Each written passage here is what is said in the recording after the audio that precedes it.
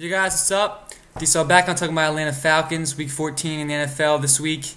Had a big matchup, division game against the New Orleans Saints in New Orleans, and we couldn't get the win. It was a close game to the end, but in the end, the Saints did pull it out.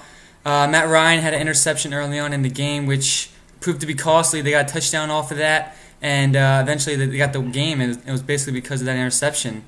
Michael Turner had a pretty good game. He had 61 yards and a touchdown.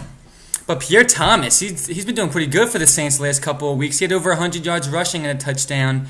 And we couldn't find a way to stop him or Bush. Bush had about 80 yards rushing. So we couldn't stop the run. That's been basically our bad point that our defense couldn't do this season. And if they could shut that down, and maybe next season they got to get someone in the draft, I think they'll be a pretty good defense. But Drew Brees had an okay game, 230 yards, 2 touchdowns. Matt Ryan, though, had over 300 yards passing and a touchdown to Finneran, which he made a great catch on.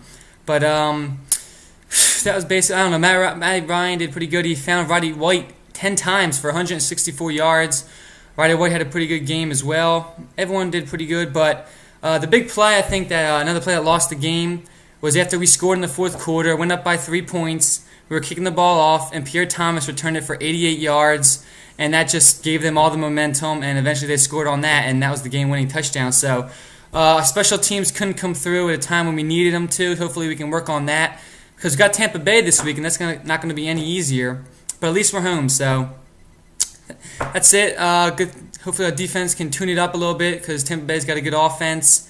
And tonight's going to be a big game, though, for Tampa Bay against Carolina. Hopefully both teams will wear each other out, so Atlanta and maybe New Orleans can make a push for the playoffs. So that's it. I'll be back. Thanks for watching. Peace out.